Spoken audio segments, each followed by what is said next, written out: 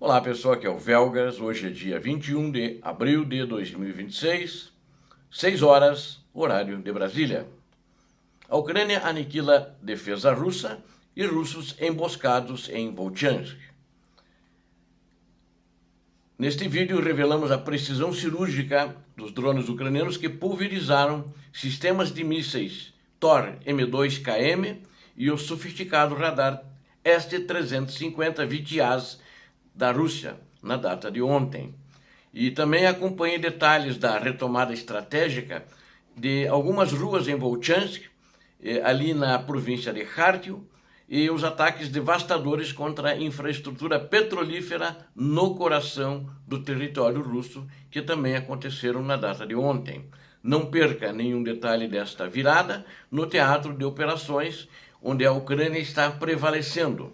Inscreva-se você que não é inscrito, inscreva-se agora, aqui você vai ver sempre a verdade. Peço a todos, deixem o like, compartilhem este vídeo de guerra, sobre a guerra, e comente a sua análise sobre a superioridade tecnológica ucraniana. As Forças Armadas da Ucrânia elevaram o patamar de destruição tecnológica contra o invasor russo nas últimas horas.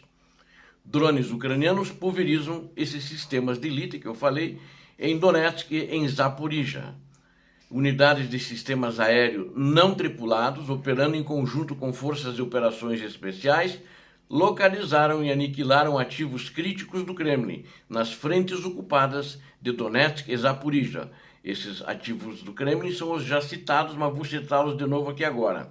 O destaque absoluto da operação foi a neutralização da estação de radar do sistema S-350 Vityaz, V-I-T-Y-A-Z, um dos mais modernos da Rússia, atingindo por drones kamikazes na região de Novo-Alexandriivka, ali no leste da Ucrânia, próximo a Zaporizhia e também a fronteira administrativa com a província de Dnipropetrovsk. Simultaneamente, nas proximidades de Melitopol, Melitopol fica em Zaporizhia, um sistema de mísseis Tor M2KM foi localizado e completamente destruído por um ataque preciso de drone também, expondo a vulnerabilidade da defesa antiaérea russa diante da inovação ucraniana.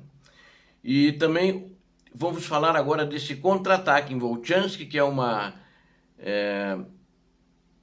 emboscada que os ucranianos fizeram para grupos que estavam se infiltrando em Volchansk.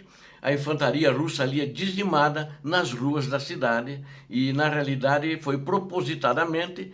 Os ucranianos deixaram os russos entrando, estavam se infiltrando, quando eles já reuniram um certo grupo, que os ucranianos monitoraram que era mais de um grupo se aproximando, e a hora que o grupo se reuniu, eles atacaram e destruíram todo o grupo. A brigada número 57 da Infantaria Motorizada Independente da Ucrânia, através do seu batalhão especial Skival, executou uma operação de limpeza urbana que eliminou esse número massivo de soldados russos infiltrados e emboscando-os onde eles estavam concentrados. Segundo o comando da unidade ucraniana, a aniquilação desses grupos de invasores travou o ritmo de avanço dos russos e permitiu que Kiev estabilizasse a situação operacional em toda a zona florestal a oeste da cidade de Volchansk. Atualmente, a defesa ucraniana está estruturada em camadas, com linhas de bloqueio adicionais que impedem que pequenos grupos de infiltração russos ganhem terreno nas aldeias periféricas que eles estão também tentando na região, as aldeias de Senilkovo e Liman. São aldeias, lá embaixo no leste é Limansk, e aqui é Liman. Em Volchansk, que já teve 90% do seu centro administrativo arrasado pela artilharia russa, tornou-se um símbolo da resistência ali na província de Kharkiv, onde a velocidade de destruição causada pelo fogo pesado dos moscovitas é respondida com táticas superiores da infantaria ucraniana. E vamos falar sobre que continua o colapso energético na Rússia. a refinaria de Tuapse em chamas após segundo ataque em uma semana, ou seja, ontem à noite, novamente, os ucranianos atacaram essa refinaria que fica ali às margens do Mar Negro. A estratégia de asfixia econômica russa avançou com um novo ataque devastador contra a refinaria de petróleo de Tuapse, na província de Krasnodar. Este é o segundo bombardeio bem-sucedido contra a instalação em apenas 7 dias, atingindo diretamente o parque de tanques de armazenamento e gerando incêndios de grandes proporções colossais, bem como explosões. A operação conjunta entre as forças de sistemas não tripulados e a inteligência militar ucraniana, o RUR, paralisou uma das 10 maiores refinarias da Rússia, capaz de processar 12 milhões de toneladas de petróleo bruto por ano. Dados estratégicos indicam que a campanha ucraniana de longo alcance já causou uma perda superior a 2,3 bilhões de dólares em receitas para o Kremlin, apenas no último mês, paralisando 40% da capacidade de exportação petrolífera russa. Perdão, é um número errado, 40% é só lá em Primorsk e Luzluga. No total, aproximadamente entre 50% a 55% da capacidade de exportação russa está paralisada. Além da refinaria, o depósito de Vardiske, na península da Crimeia, e 2 navios de desembarques russos também foram alvos de ataques coordenados, ampliando o prejuízo logístico da frota do Mar Negro. A diplomacia e a resistência. Vamos abordar esse assunto, quero mostrar agora. A diplomacia ucraniana, a solidariedade internacional dessa escalada criminosa russa. No campo diplomático, o Papa Leão XIV manifestou profunda dor e solidariedade ao povo ucraniano após a recente onda de ataques russos contra alvos civis. Na realidade, esses ataques, como eu tenho noticiado, né, eu não noticio todos os dias, mas a Ucrânia tem sido praticamente todos os dias alvo de ataques russos contra alvos civis, onde morrem bastante pessoas e muitos são feridos. Ou seja, no total, entre mortos e feridos, sempre há bastante vítimas. Isso durante toda a guerra. A estratégia principal da Rússia é fazer terror entre os civis, né? Enquanto o Vaticano clama pelo silêncio das armas e por uma paz justa, o Kremlin, através de Sergei Lavrov, o ministro de Relações Exteriores da Rússia, declarou abertamente que a retomada de negociações não é prioridade para a Rússia.